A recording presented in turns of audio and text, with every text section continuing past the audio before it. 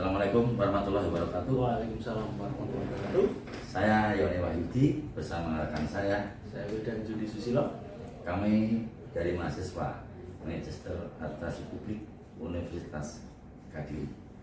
Kita akan banyak mengupas, banyak berbincang-bincang berkaitan dengan bansos. Ini cukup menarik karena bantuan sosial ini masih diperlukan di Kabupaten Nganjuk. Pertama-tama selamat sore Mas Wildan. Selamat sore. Sehat? Pak Yoni, alhamdulillah sehat. Oke, alhamdulillah. Alhamdulillah kita dipertemukan pada sore ini. Tetap kita memunajatkan kehadirat Allah Subhanahu wa taala. Karena dengan limpahan rahmat dan barokah kita semua dapat bertemu dalam acara podcast ini, semoga bermanfaat bagi masyarakat. Amin. Sholawat dan salam tetap tercurah pada junjungan kita Nabi besar Muhammad SAW. Biqaulina Allahumma sholli ala sayyidina Muhammad wa ala sayyidina Muhammad. Semoga kita semua akan mendapatkan syafaat beliau kelak di yaumil akhir. Amin amin ya rabbal alamin. Menarik ini bansos. Pertama yang saya tanyakan ke Mas Wildan, pengertian bansos itu apa, Mas Wildan? Terima kasih Mas Yoni atas waktunya. Sebelumnya saya ucapkan Assalamualaikum warahmatullahi wabarakatuh. Waalaikumsalam warahmatullahi wabarakatuh. Menjawab apa yang jadi pertanyaan dari Mas Yoni, Pak Lurah ya. Pengertian bansos. Bansos itu adalah berbagai bentuk dukungan pemerintah kepada masyarakat, baik dari pemerintah daerah, provinsi ataupun pusat, yang meliputi berbagai bentuk bantuan seperti apa istilahnya, barang ataupun layanan ataupun bentuk yang non tunai. Mungkin selama ini banyak warga masyarakat memahami bantuan itu hanya sebatas tahunya bantuan PKH ataupun non PKH, ya. Tapi spesifik di sini saya berbicara bantuan yang ada pada bidang kami, yaitu bidang rehabilitasi sosial, ya. Bidang rehabilitasi sosial yang dimana bantuan-bantuan kami menyasar ke orang-orang yang mempunyai kekurangan dalam kondisi fisiknya, yaitu orang-orang yang disabilitas, lansia ataupun anak-anak yang berhadapan dengan hukum, anak-anak korban. Mungkin itu. Siap. Peraturan yang mengatur ada?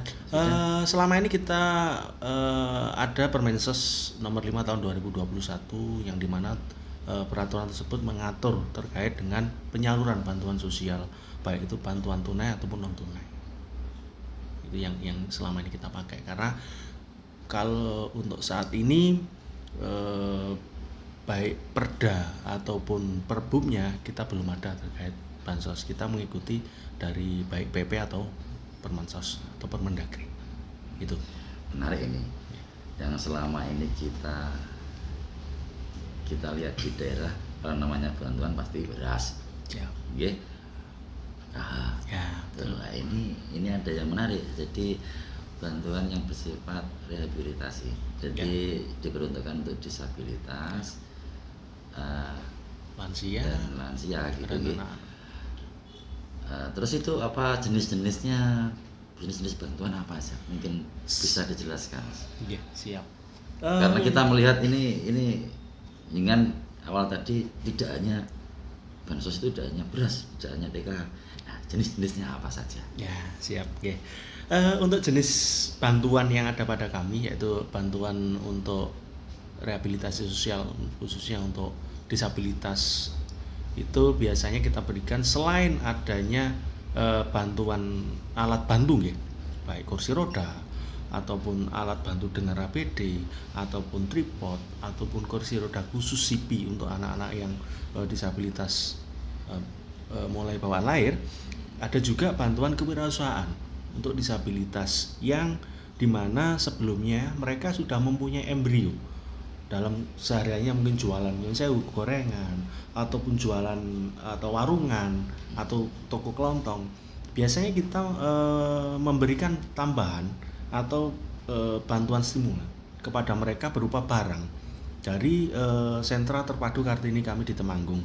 Jadi wilayah Nganjuk, Kabupaten Nganjuk, khususnya Kabupaten Nganjuk, kita ikut wilayah kerjanya sentra terpadu Kartini di Temanggung, itu miliknya Kementerian Sosial.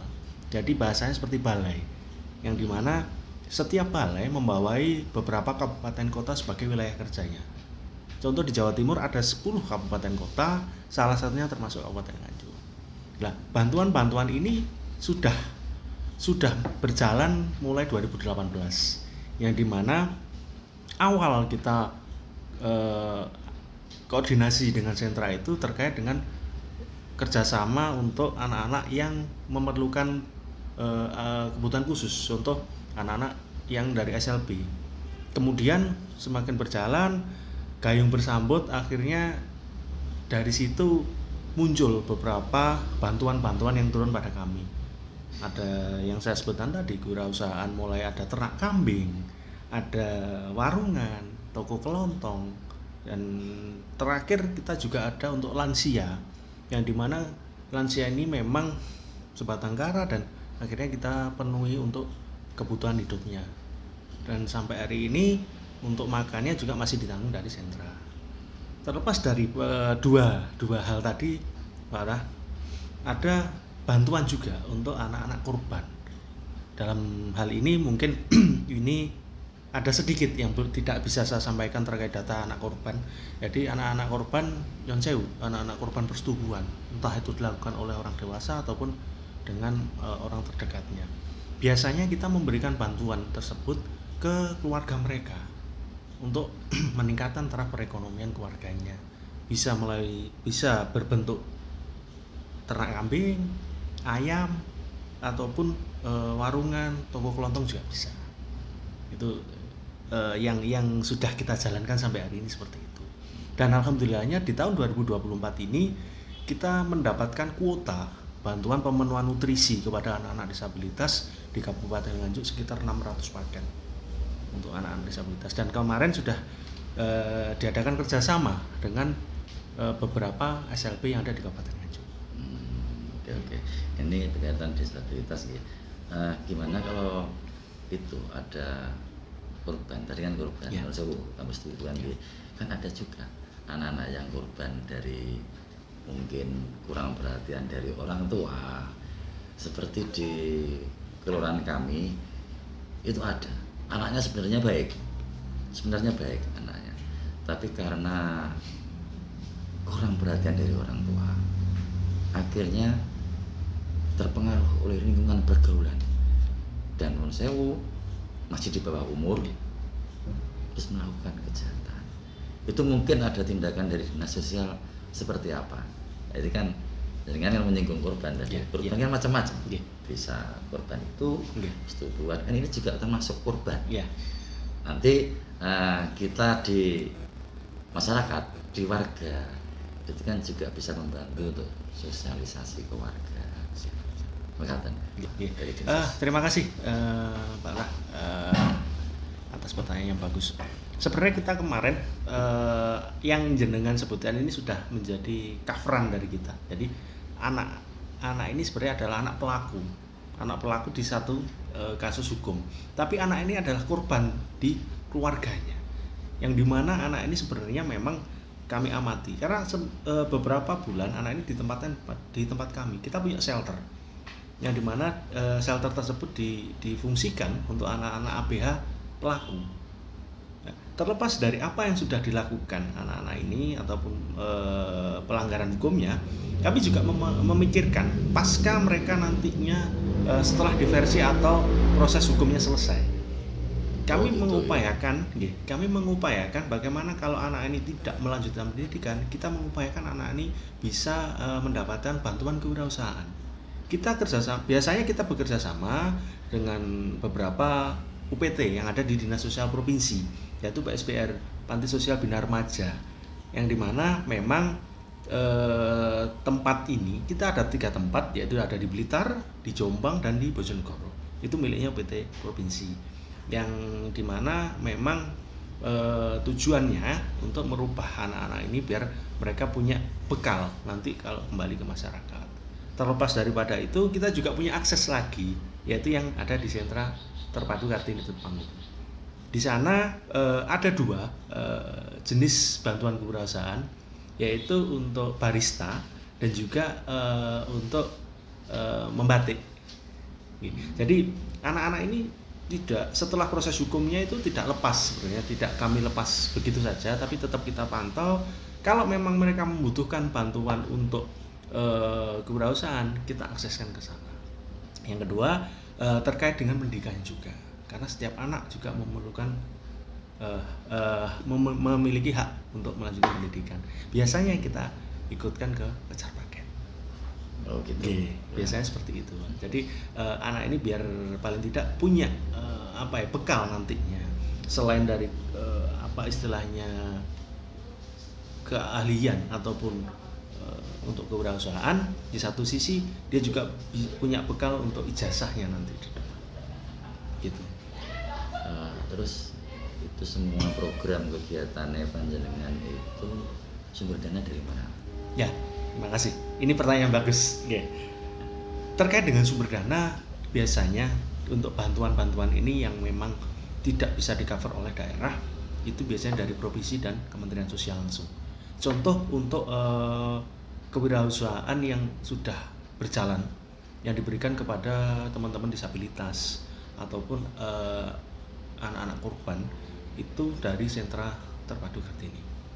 Setiap orang mereka diberi kurang lebih, kalau dinominalkan itu 5 juta, tapi tidak diberikan bentuk uang, tapi diberikan bentuk barang sesuai kebutuhan yang mereka inginkan.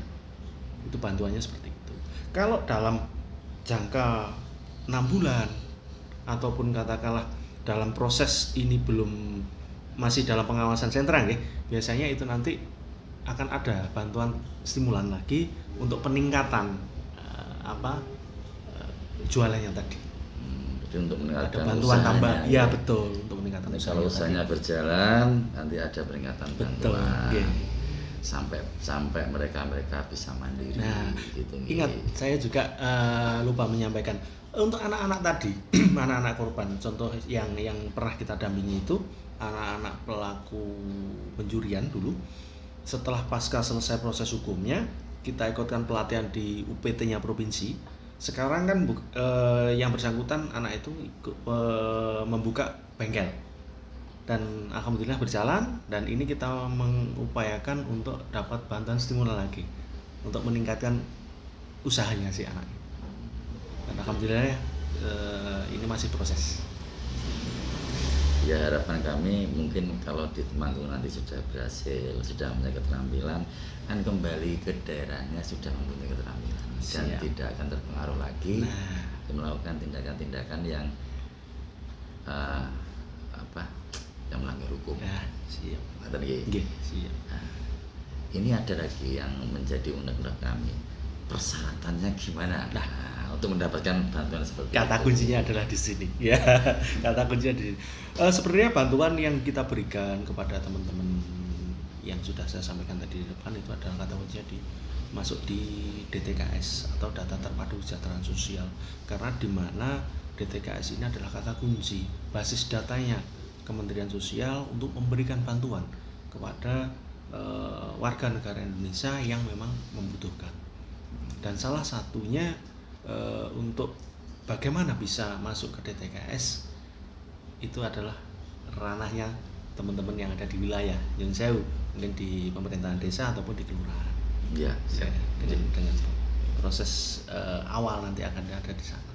Betul, memang di pemerintahan kelurahan terutama itu pemerintahan grassroots paling bawah. Nah, itu memang harus membackup data dan selalu mengupdate. Gitu. Kalau di kita gitu, Pak. Jadi admin yang mengurus di DTKS itu selalu kita kawal. Ada nggak perubahan, update datanya gimana? Itu selalu kita kawal. Ya, mudah-mudahan ini akan menjadi topik yang bermanfaat bagi kita semua, bagi yang melihat podcast ini. inilah jadi Dinas Sosial melalui Kementerian Sosial itu berusaha untuk membantu kebutuhan warga-warga yang ada di wilayah. Jadi terima kasih Dinsos. Mungkin harapannya Dinsos gimana untuk ke depan gimana? Siap, terima kasih. Sebenarnya harapan kami Dinas Sosial sangat tidak muluk-muluk ya. Bagaimana melihat warga Kabupaten Nganjuk khususnya atau warga negara Indonesia dapat mengakses kebutuhan dan layanan yang dimana mereka sangat membutuhkan hal tersebut. Jadi istilahnya terlepas dari kok itu aja yang dapat, tidak. Jadi istilahnya biar nantinya bantuan ini merata, jadi ada pemerataan terkait bantuan ini yang memang ada yang lebih membutuhkan. Mungkin itu. Betul. Nah, begitu saya rasa cukup sekian sih. Siap. Nah, Terima kasih. jadi begitu para pemirsa, bincang-bincang kita dengan Mas Wildan dari Dinas Sosial berkaitan dengan bansos. Kita berharap Kabupaten Nganjuk akan dapat menurunkan tingkat kemiskinan, akan meningkatkan pemberdayaan masyarakat ke depan, sehingga peningkatan kesejahteraan masyarakat akan terwujud di Kabupaten Nganjuk. Demikian, salam sehat dan selamat sore. Assalamualaikum warahmatullahi wabarakatuh. Waalaikumsalam warahmatullahi wabarakatuh. Kami dari mahasiswa Magister Administrasi Publik Universitas Kediri. Perlu kami jelaskan di sini, MAP Kediri adalah salah satu perguruan tinggi tertua di Kediri. Banyak hal yang kita pelajari di MAP ini, seperti kebijakan publik, evaluasi kebijakan publik, desentralisasi, dan banyak lagi hal lainnya. Anda penasaran? Mari bergabung. Universitas Kediri, top Markoto. Siap.